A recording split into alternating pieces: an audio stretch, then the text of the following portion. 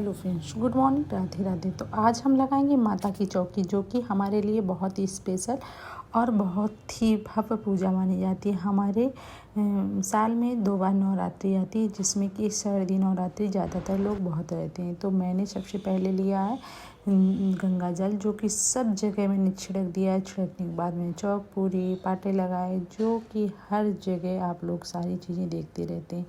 माँ का श्रृंगार मैंने कैसे किया है, कितनी शिद्दत के साथ, और ये सारी चीज़ें मैंने खुद से बनाई है। और यहाँ मैं माँ का कर रही हूँ अभिषेक, जो कि आप लोग भी जानते हैं अभिषेक करना माँ का कितना ज़रूरी होता है। जैसे मतलब सारे देवी देवताओं का अभिषेक होता है, ऐसे नवरात्रि में मैं ये पंचामृत बनता है उससे ही अभिषेक, घी दूध दही और शहद से जो मैं अभिषेक करती हूँ, ये अभिषेक किया। अभिषेक करने के बाद माँ को अच्छे से बढ़िया गंगा जल से फ्रेश किया, नहलाया धुलाया, ये सारी चीज़ें सब मैं करती हूँ। और मैं जब भी किसी भी स्थान पे माँ का चौकी लगाती हूँ तो उसको गंगा जल से ज़रूर पवित्र कर लेती हूँ। आप लोग भी क्या ऐसा करते हैं, कमेंट में ज़रूर बताइएगा। तो 9 दिन ये माता रानी अब हमारी विराजमान रहेंगी। वैसे मैं हर साल इनका 9 दिन अलग अलग रूप में श्रृंगार करती हूँ, पर इस बार की मेरे शायद ऐसा ना हो, क्योंकि मेरे यहाँ बहुत बड़ी पूजा होने वाली है, जो कि आप लोगों के साथ मैं शेयर करूँगी।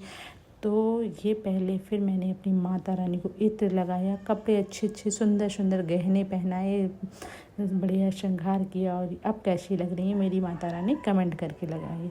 ये मैंने तैयार किया है कलश के लिए। ये अष्टदल तैयार करने से कलश अष्टदल में ही रखा जाता है, आप लोगों को मालूम होगा।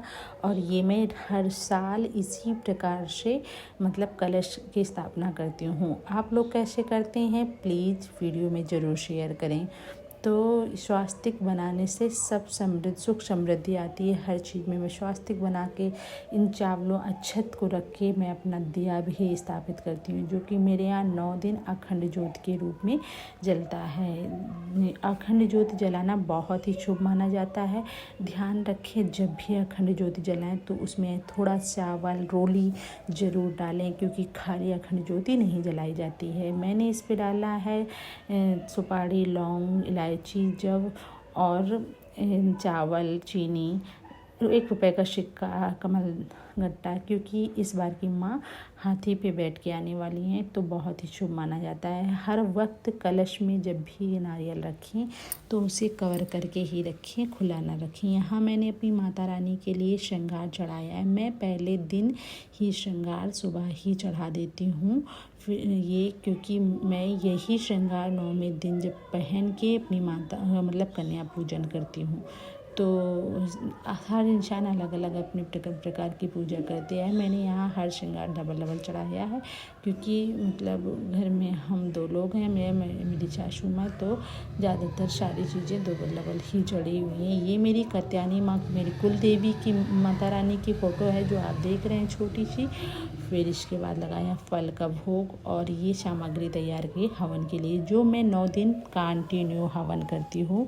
सुबह मेरा पाठ होता है, हवन होता है। सबसे माँ को पसंदीदा भोग होता है वो बतासा, लौंग, इलायची, ये आप लोगों को सबको मालूम होगा। ये मैं डेली भोग में लगाती हूँ, बतासा, लौंग, इलायची।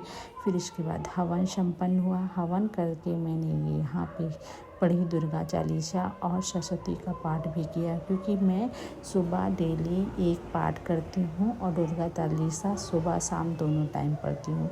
ये मैं पूरे 9 दिन करती हूँ। वैसे तो मैं कंटिन्यू हनुमान चालीसा मेरे सुबह मॉर्निंग में पूजा में पाठ में रहता है, लेकिन 9 दिन दुर्गा चालीसा।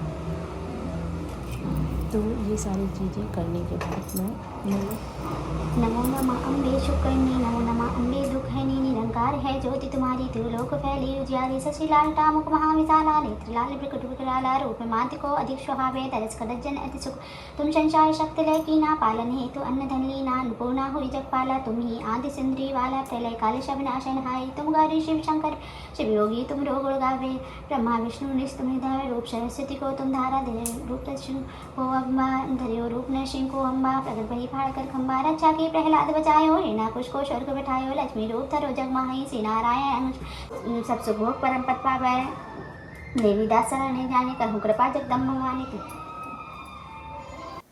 मैं पूजा आरती में लौंग कपूर का ही इस्तेमाल करती हूँ।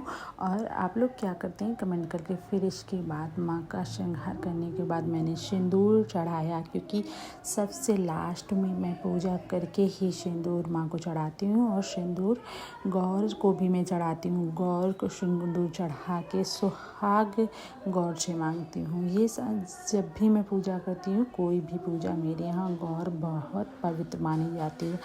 हमारे लखनऊ की सबसे बड़ी, अगर जो हमारे मंदिर में गौर नहीं होगी तो पूजा नहीं मानी जाती है। इसके बाद ही हम अपने श्रृंगार लेते हैं। हम लोग श्रृंगार ऐसे ही लेते हैं। और ये सारी पूजा करने में बहुत ही मतलब अच्छा भी फील होता है और बहुत सुख मिलता है।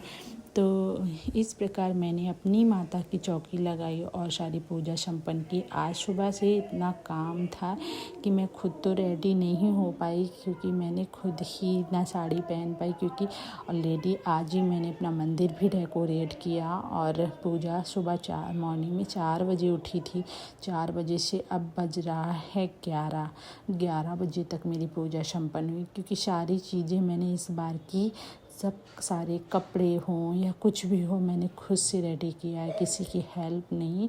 और मतलब मैंने बाहर से भी सामान ज़्यादा परचेज नहीं किया है। आपने देखा है हवन सामग्री भी मैंने घर पे ही बनाई है।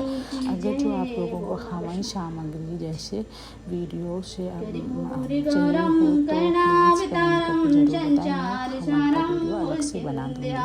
तो ये सारी जब पूजा हो गई तो फिर मैंने सोचा आप चलते हैं अपने काम की ओर, क्योंकि ये साज सज्जा जो करने के बाद मतलब सारा काम करना भी पड़ता है, उसकी ओर भी ध्यान देना पड़ता है। सारी चीज़ें घर को मेंटेन करना बहुत ही बड़ी बात होती है। लेकिन जब हमारे घर में कोई फेस्टिवल पूजा होती है तो उसकी बात ही अलग होती है। कैसा लगी मेरी पूजा आप लोग कमेंट करके ज़रूर बताइए। मेरी माता रानी का श्रृंगार कैसा लगा, लहंगा कैसा लगा। बाय बाय, फिर मिलते हैं नेक्स्ट वीडियो में। Take care. इसी तरीके मेरे छोटे छोटे जो वीडियो आते हैं आप लोग सपोर्ट बनाए रखें प्लीज़। और जो भी नए हों मेरे चैनल में तो वो मेरा चैनल लाइक करना, सब्सक्राइब करना ना भूलें। राधे राधे, जय माता दी। आप सभी के साथ बहुत अच्छा लगता है। इन वीडियोज़ में मैं आपके साथ मिलती हूँ। और हर साल की तरीके मैंने इस बार भी अपनी माता रानी की चौकी लगाई। हाँ, हर साल बहुत बड़ी चौकी लगाती थी, इस बार